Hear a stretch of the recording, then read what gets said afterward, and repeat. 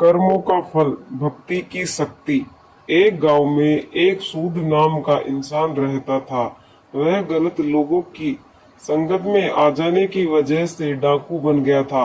वह लोगों को मारकर अक्सर उनका धन लूट लेता था। एक दिन डाकू जंगल से होता हुआ सड़क की ओर जा रहा था कि अचानक एक नाग नागिन का जोड़ा डाकू के रास्ते में आ जाता है। डाकू को देख नाग नागिन अपनी रक्षा के लिए फन फैला लेते हैं। डाकू घबरा जाता है और अपनी बंदूक उन नाग नागिन पर तान देता है। यह देख नाग नागिन क्रोधित हो जाते हैं और उस डाकू पर हमला कर देते हैं। डाकू अपनी जान बचाने के लिए 2 कदम पीछे हटता हुआ नागिन पर गोली चला देता है। यह देख नाग डाकू पर तेजी से हमला करता हुआ डाकू की बंदूक पर चिपक जाता है। डाकू अपनी बंदूक को कहीं दूर फेंक देता है और वहां से भाग निकलता है। भागते भागते डाकू सड़क पर पहुंच जाता है।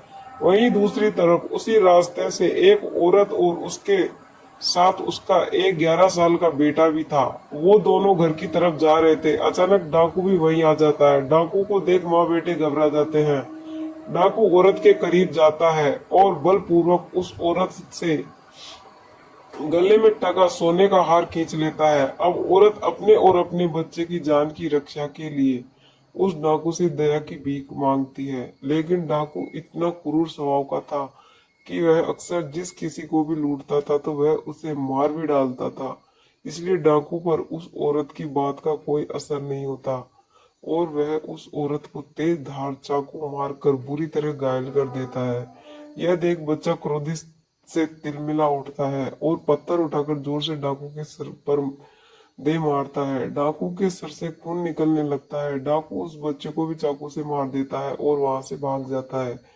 चीख चिल्लाहट को सुना आसपास के गांव के लोग वहां पहुंचते हैं। वो उस महिला और बच्चे को तुरंत हकीम के पास ले जाते हैं। माँ और बेटा दोनों बच जाते हैं। उधर डाकू भागता हुआ फिर से जंगल की तरफ चला जाता है। बहुत थक जाने की वजह से डाकू वहीं आराम करने लगता है। दूसरी तरफ नाग डाकू का पीछा करते हुए वहीं डाकू के पास पहुंच जाता है।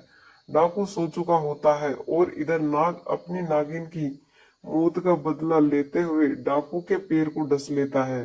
डाकू दर्द से छटपटाता हुआ वहीं मर जाता है। यह सारी घटना यमपुरी में बैठे हुए चित्रगुप्त और यमराज जी देख रहे थे। डाकू के मरते ही यम के दूत यमलोक से धरती पर डाकू की आत्मा को लेने आते हैं। वह डाकू की आत्मा को यमलोक ले जाते हैं। यमलोक में चित्रगुप्त जी अपनी किताब में डाकू के द्वारा किए गए सभी कर्मों और पापों का लेखा जोखा देखते हुए उसे उसके पापों की सारी सजा सुनाते हैं। डाकू की आत्मा को बहुत सारी यातनाएं दी जाती है।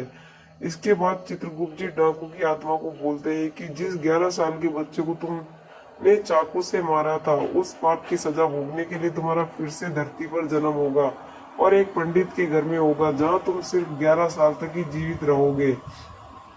दूसरी तरफ एक गांव में एक पंडित रहता था जिसकी पत्नी को 10 साल से कोई भी औलाद नहीं हुई थी। पंडित भगवान भोलेनाथ का बहुत बड़ा भक्त था। वह रोज भोले बाबा की पूरी श्रद्धा विश्वास से पूजा अर्चना किया करता था। इसके अलावा वह गरीबों और साधु संतों को भी भोजन भी कराता था। एक दिन भगवान शंकर पंडित जी की सच्ची भक्ति और पुण्य कर्मों से प्रसन्न होकर पंडित जी को दर्शन देते हैं। पंडित जी भगवान शंकर के दर्शन पाकर बहुत प्रसन्न होते हैं। भगवान शंकर बोलते हैं, मैं तुम्हारी सच्ची भक्ति से बहुत प्रसन्न हूँ, बोलो क्या वरदान दूं तुम्हें। पंडित जी एक पुत्र की मांग करते हैं। भगवान शंकर तो अंतर्यामी थे, वह भूत भविष्य पहले से ही जानते थे कि पंडित जी क्या वरदान मांगेंगे। इसीलिए उन्होंने पंडित को पुत्र देने का वरदान देने से पहले ही बता देते हैं कि ये पुत्र सिर्फ 11 वर्ष ही जिएगा, उसके बाद मर जाएगा। यह जानने के बाद भी पंडित जी कुछ नहीं बोलता है क्योंकि उसे अपनी भक्ति पर पूरा विश्वास था कि भगवान अपने भक्त के साथ कभी अन्याय नहीं होने देंगे। यह सोचता हुआ पंडित पुत्र का वरदान मांग लेता है। भगवान शंकर पुत्र का वरदान देकर वहां से गायब हो जाते हैं। अगले 9 महीने बाद पंडित के घर पुत्र का जन्म होता है। इधर पंडित यह जानते हुए भी कि ये 11 साल से अधिक नहीं जिएगा फिर भी प्रसन्न रहता है। यह बात पंडित घर में किसी से भी नहीं बताता।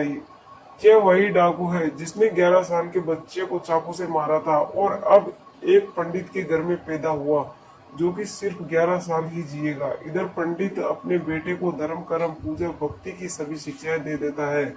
पंडित अपने बेटे का नाम शंकर रखता है। देखते देखते दिन बीत गए। शंकर की 11 साल पूरे होने में सिर्फ 1 महीना ही बचा था। पंडित शंकर के मामा को तुरंत घर बुलवाते हैं और खूब सारा धन देकर काशी जाने को कहते हैं।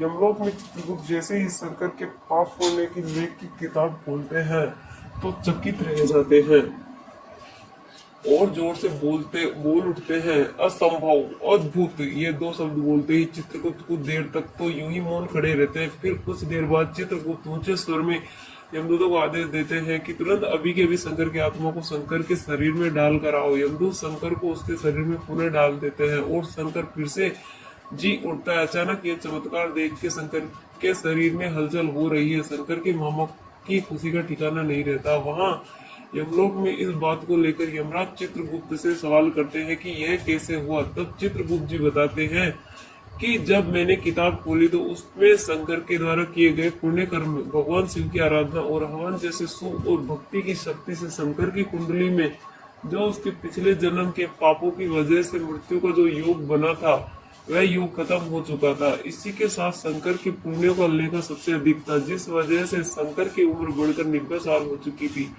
इस वजह से मुझे सृष्टि के नियमों का पालन करते हुए शंकर की आत्मा को पुनः शंकर के शरीर में भेजना पड़ा। इधर शंकर के मामा पूरे हर्षो उल्लास के साथ आंखों में खुशी के आंसू लेकर शंकर को लेकर घर पहुंचते हैं तो शंकर को जिंदा देख शंकर के पिता इतना खुश होते हैं मानो उन्हें नया जीवन मिल गया हो। तब शंकर सबको वो सब बातें बताते हैं जो उसके साथ यमलोक में हुआ। यह सुन सभी भगवान के प्रति श्रद्धा और विश्वास बढ़ गया। कैसी लगी मेरी ये कहानी? यदि पसंद आई हो तो वीडियो को लाइक और चैनल को सब्सक्राइब करें और बेल आइकन को प्रेस करें ताकि आने वाली हर वीडियो की नोटिफिकेशन सबसे पहले आप तक पहुंचे। राधे राधे, जय श्री कृष्णा।